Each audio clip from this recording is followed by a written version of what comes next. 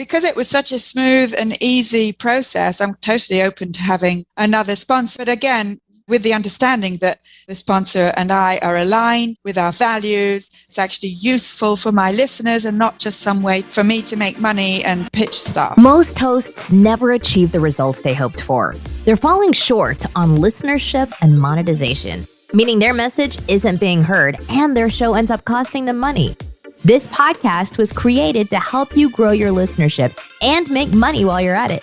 Get ready to take notes. Here's your host, Adam Adams. Welcome back, podcaster. It is your host, Adam A. Adams, and we don't always have somebody returning to the podcast, but recently I was on, I think it was the podcast movement community.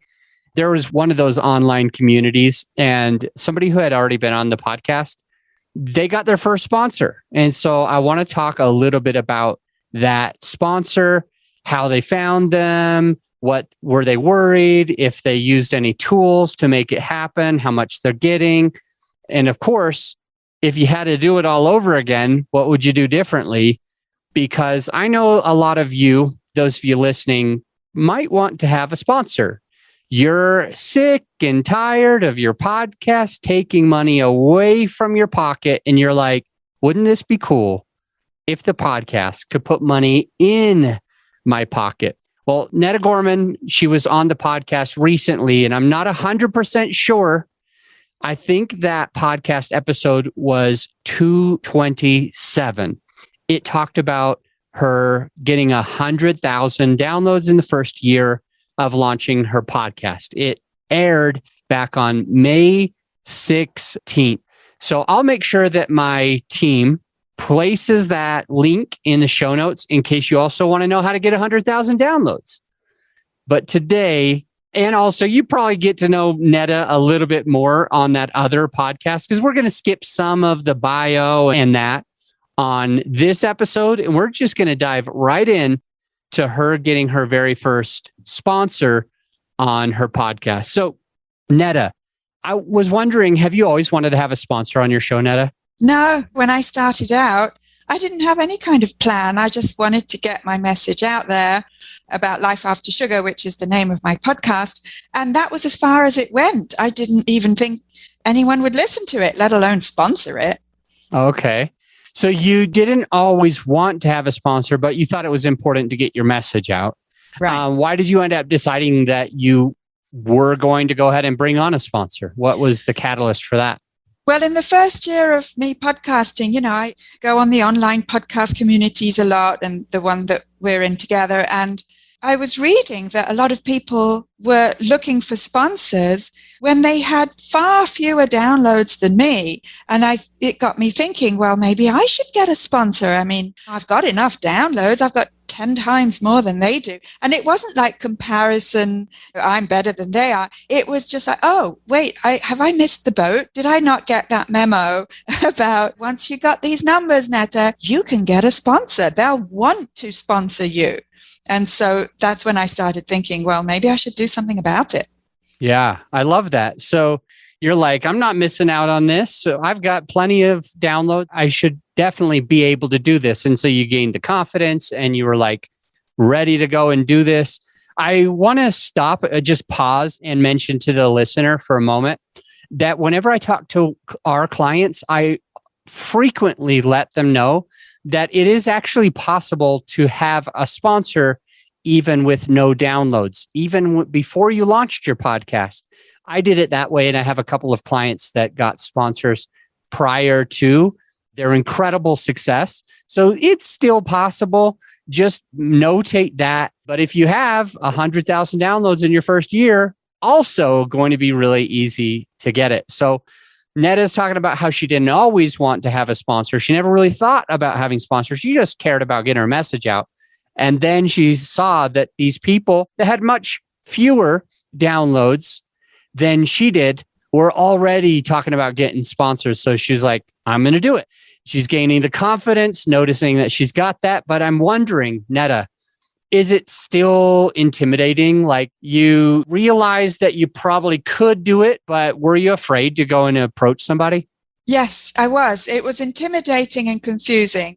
And I remember talking to you about it and thinking, but who's going to want to sponsor me? Or who do I want would sponsor me? Because my whole podcast is about eating whole foods and, eating real foods rather than products. And I could think of like brands of anything that I would want to be associated with, because for me, brand is like a synonym of processed products. I felt like I was going around in circles, and we brainstormed it a little bit together. Just for a few that was minutes. like right after the podcast, or was it on the podcast? Do you remember if that was recorded? It was a quick chat after the podcast. How you got me thinking outside the box, where it doesn't need to be a product or a company, And then I started thinking about it, and I thought, who do I want to be associated with? Who do I want as a sponsor, rather than the other way around of who can I get that would want to sponsor me? And that put me in a position of, more personal power. And I thought of a functional doctor that I'd had as a guest on my podcast a few weeks before. And she has a functional medicine clinic. And functional medicine is to do with the root cause of health issues, not just the symptoms. And I totally am on board with that kind of approach. We'd hit it off, and I'd referred to a few people as well that I work with. So I got in touch with her. She put me in touch with someone in her team.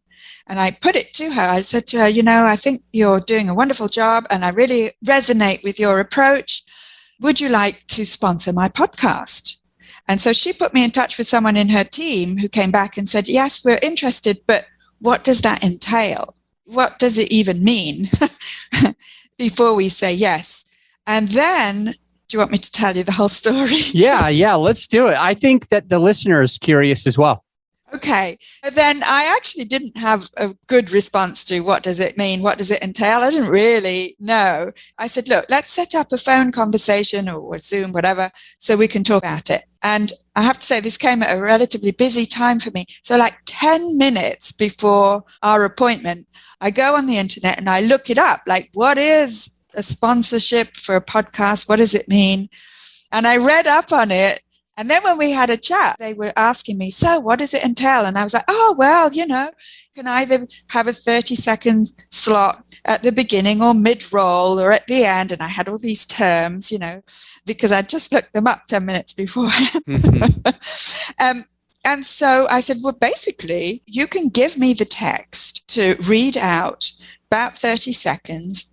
We can determine together whether you prefer me to read it beginning, middle, or end. I can tell you that usually beginning or middle is better because people trail off towards the end. And I'll put it into the podcast every episode. And then I'll put your links in the show notes.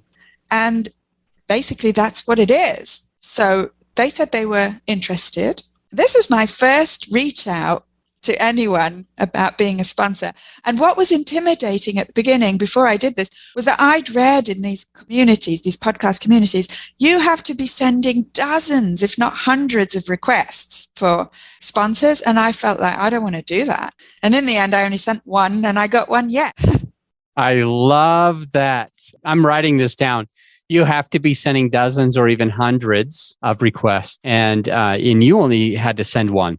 My company, Grow Your Show, we work with a lot of podcasters, and sometimes they'll reach out and they'll say, I want to monetize. I want to try to get some money for my podcast. And that's a thing that they're worried about. I don't know if it's because they saw it on those platforms like you did, or if it's more of like an assumption that they're expecting that it's not easy. But the funny thing is, generally, when I sit down with a client and we practice this outreach, 90% of the time, it's done on one phone call. One phone call, one time, no need for follow-up.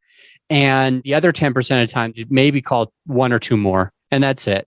It's interesting because it is definitely easier to get a sponsor than I think people expect. I think people read the forums and they hear it's intimidating, it's challenging, it's hard, it's impossible. You have to have at least a certain amount of downloads. And so the person, they don't try. They're like, I'm just going to keep forking out dough for my podcast instead of making some dough, Yeah. Out of curiosity, so it was a little intimidating, but you asked one time, it worked, you were surprised. A couple of follow-up questions on that. So you already said it was a doctor and she connected with her team. So who is it? Questions answered. How much are they paying you is the second question. I'm wondering also, is there a contract? The doctor is called Dr. Diane Weller, and she runs a clinic called Medicine with Heart. She had been on my podcast. It wasn't a cold outreach or a cold call. We'd already connected, which I think, is important to mention because that makes a huge difference already. And I'd already referred people to her. So we had a relationship already. So that's her clinic, and she's in the States, but she does online consulting. So we're working in the same area and with the same approach, but she's not a direct competitor, in air quotes, with me because we don't do the same things, but we complement each other. So I felt comfortable about having her be a sponsor. I thought we were sort of aligned in our values. I looked up prices and it said between $15 and $30 for a 15 to 30 second clip. So I offered them $20. I said, well, for 30 seconds, how about $20? And each time my episode gets 1,000 downloads, you pay me $20, basically. And at the end of 30 days, I'll send you the proof of the 4 episodes and the numbers, and I will bill you. We went back and forth with emails. They were fine with that. And only after I'd started recording it, the first 2 or 3 podcasts, only after 2 or 3 were actually published did I actually come up with some sort of contract. The first contract that I got from someone in one of these groups that had like a template, it was so complicated. I couldn't understand it. And I felt like I had to have a lawyer to read it over. And I just kept putting off making it. That's why it took so long.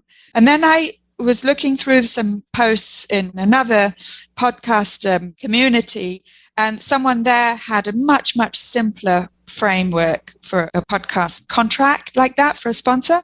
And I got that from her, and it was 1 page. Just how many downloads for how much money, for how long, and we reevaluate in 90 days, which is what we'd said anyway. We'd agreed on that. I just put it down on paper, sent it to them. They okayed it, and that's what we're going to do.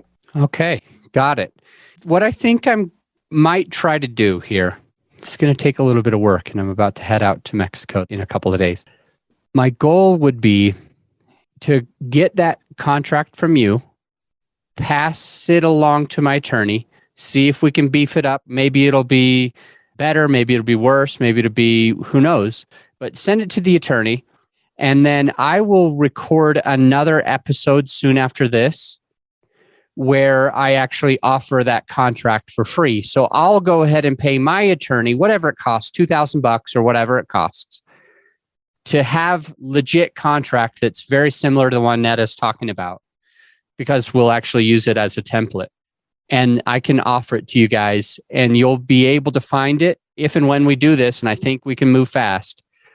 You can go to growyourshow.com/templates, because it's not just that template. There's also a sponsorship sheet that you can send out. It's like basically the contract, but in a advertising form to be able to let the person know what to expect before they sign a contract.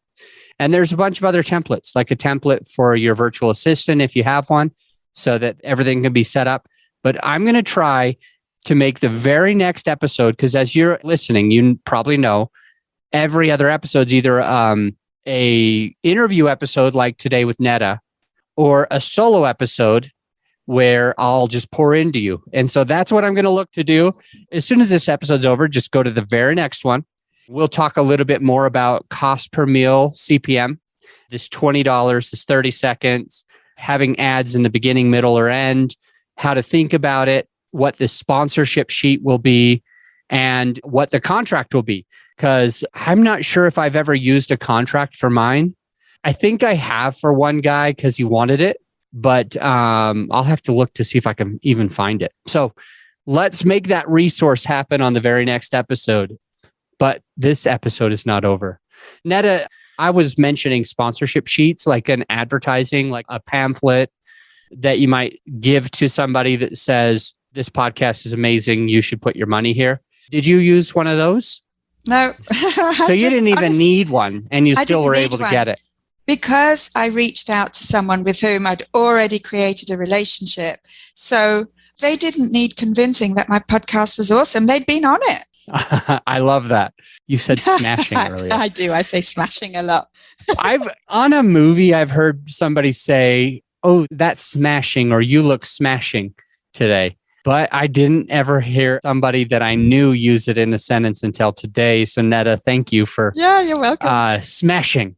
We talked about who it is. We talked about how much. It's about $20 per 30 seconds because you set it up where it's going to be about 1,000 downloads is going to be equal to $20. In the next episode, I want to talk a little bit about another way to do it where you can get even more 1,000 downloads, like way more money, usually more close to $1,000 per 1,000 downloads.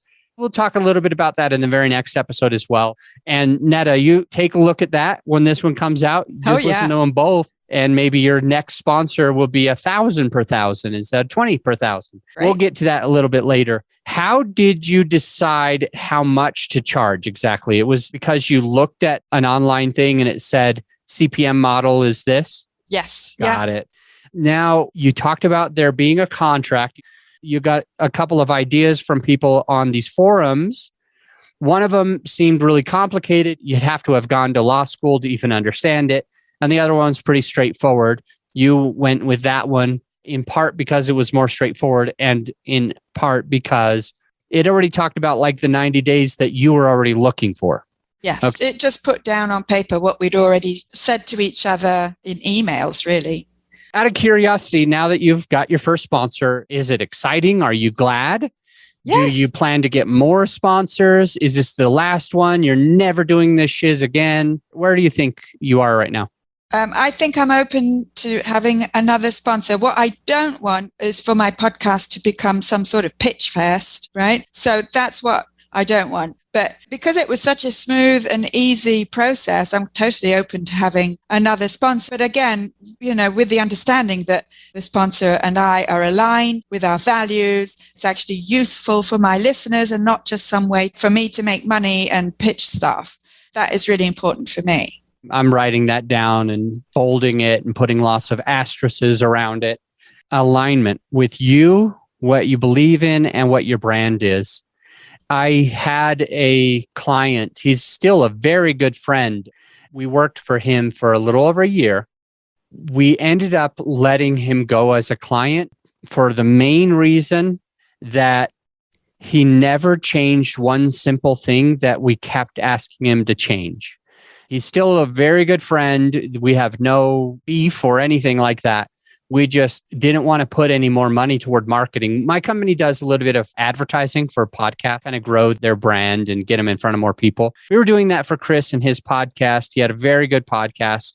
The thing that he was doing is he really wanted to monetize. And so he was actually working through whatever company was publishing his podcast. Now, I'm not remembering if that was Podbean or Buzzsprout or Libsyn, or cannot recall which one he used, but they had a system where they would put random advertisements on the podcast. The reason why we dropped him as a client is because in the beginning of the podcast, before there was ever any value, Chris's podcast would have 3 different ads. Each of them would be between 30 seconds or a minute long. And one of them would be an ad for by the way, his podcast is about financial freedom. And one of the ads was close to a home improvement store like that. Clearly, no alignment. The second ad, I have no clue what it was about because it was in Spanish. And so I'm sitting here listening to an English-speaking podcast. I know a little bit of Spanish. I know a little bit of Samoan. I know a little bit of Tongan. I know a little bit of sign language. If I don't see the person talking, I don't have a clue what they're talking about. Of course, I could pick up 1 or 2 words, but I had no idea what it was trying to advertise. And then there came in to be another 1-minute ad that was about some other bogus thing that I could understand. This one was in English, but it was not about anything that mattered or was aligned with Chris's podcast. So we ended up stopping to do the marketing because I felt like if I'm going to put thousands of earballs on his show, I'm going to be wasting the time and the money and the effort, all the resources that my company's putting into to get those earballs to his show if they're just going to fall off because they don't even understand the second ad. They haven't gotten any value and they got 3 minutes worth of ads almost. That word that you had, alignment, was very important. And the fact that with Chris, he wanted to set it and forget it and have his $15 per 1,000. And so he was making a few bucks and that's it. And I'm just like, dude, it's not worth it for you to have all these ads. And I kept saying it and kept saying it. We worked with him for like a year and we don't work with him anymore, but we're still friends. In fact, the last time that I went to visit his state, he and I had dinner and this was well after. And he's like screaming to people, you got to work with Adam. So we're still very close. That point of alignment just resonates with me so hard. When I want to have a podcast sponsor, I want to make sure that our vision is aligned, our avatar is aligned, that we're speaking to the same person. We're hopefully also speaking in the same language. If you have a Korean speaking podcast, it is best if your ads are in Korean, not in Japanese or not in Spanish and not in English. There's no point to having your ads in a different language than your main listener. When 20% of them understand it, it's not benefiting you so much. Out of curiosity, Netta, you got this sponsor, you did these things, you're happy about it, and you said you would even do it again. If you did redo this, if you were able to go back in time, and maybe you're the listener, they don't have a sponsor today, is there anything that you would have done a little bit differently? I'd probably have asked for it before. It took me over 100,000 downloads before I thought I was worthy enough, or not me personally, but my podcast was worthy enough of, generating any interest from anyone to be my sponsor. So, I think I would have thought about it way before.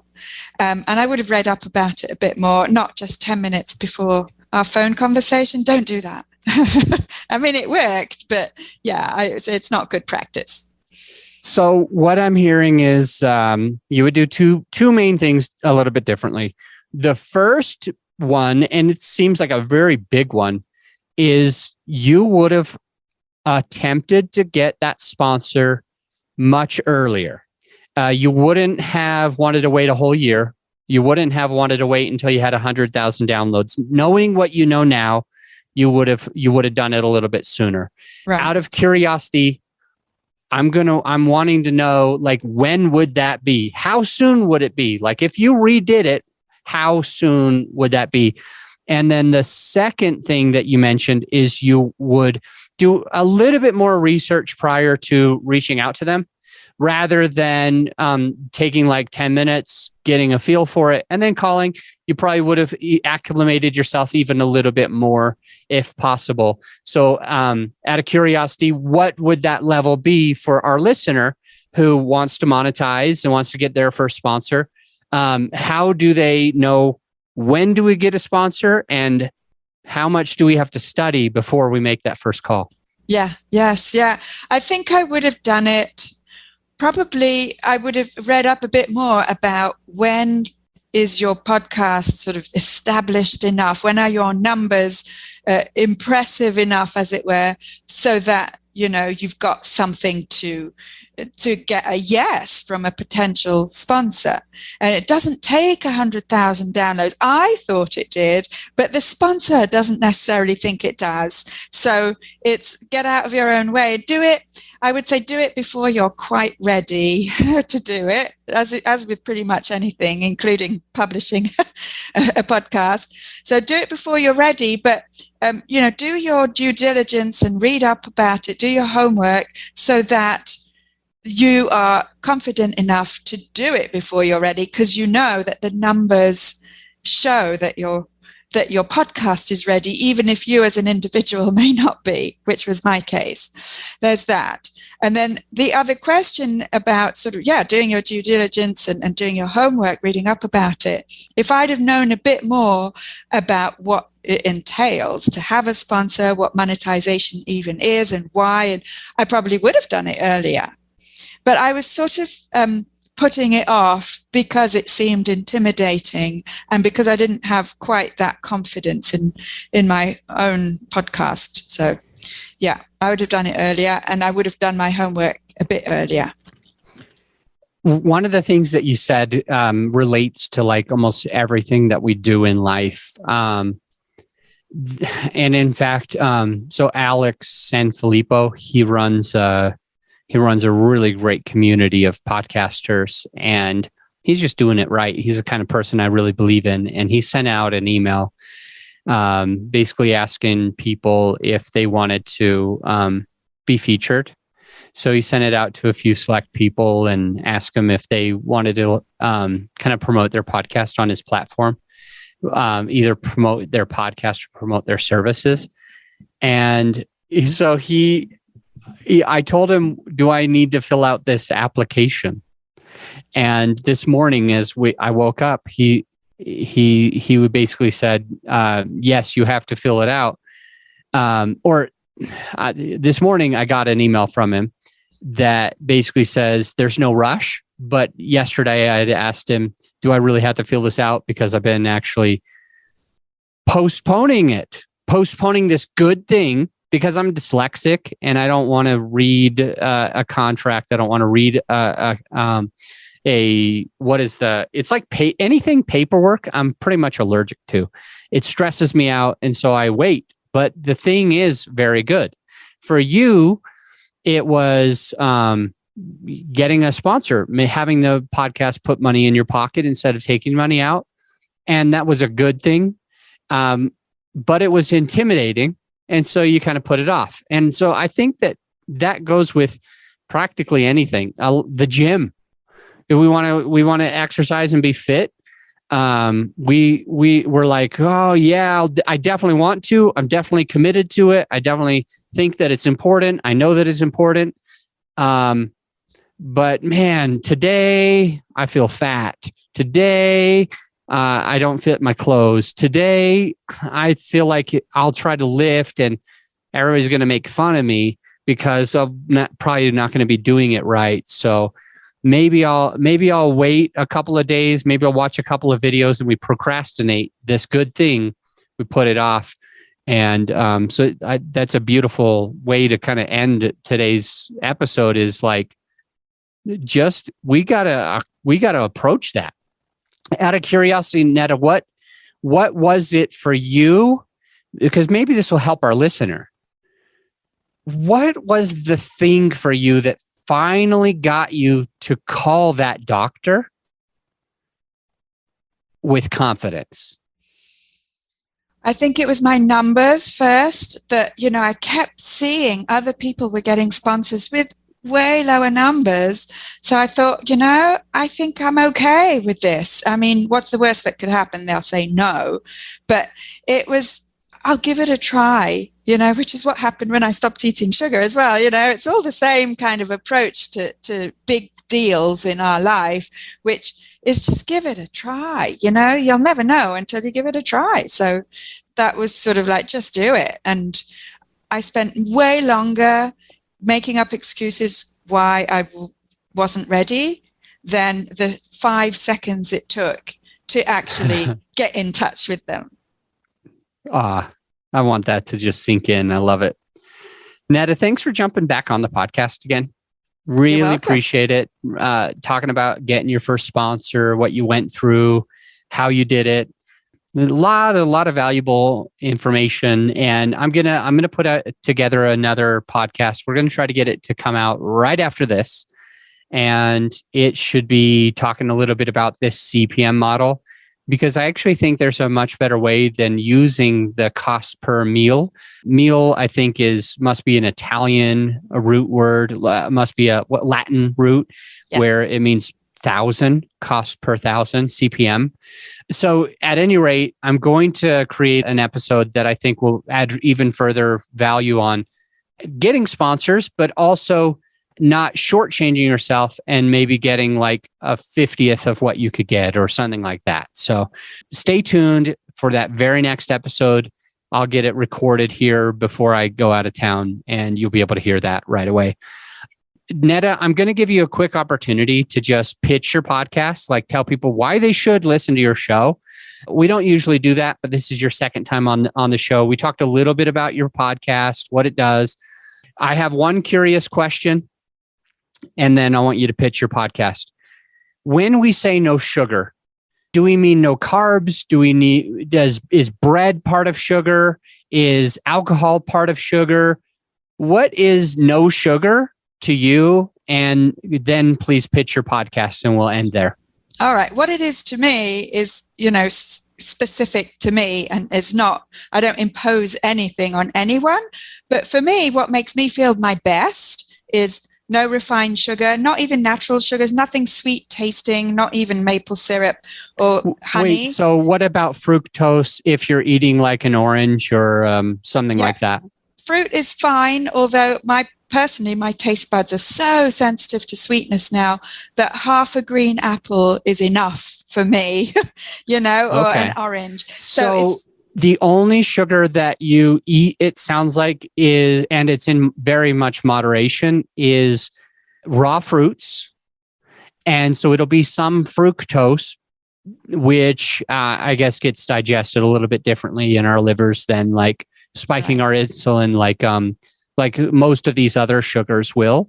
Right. Okay, so I got that. What about some of the other carbs, like pasta and stuff like that? Is that considered a sugar? For me, those types of carbs don't make me feel good, so I don't eat them. So I don't eat anything that's flour or grain-based, just because I'm so sensitive to those blood sugar spikes now, even though I've never been diabetic, and certainly I'm not now. But yeah, so I just choose not to, because not only do they spike my blood sugar and make me sleepy, they also give me cramps. And so I just don't see the point. They're also not particularly nutritious. I just don't see the point. What about a potato? How about like a starchy sweet potato or russet potato?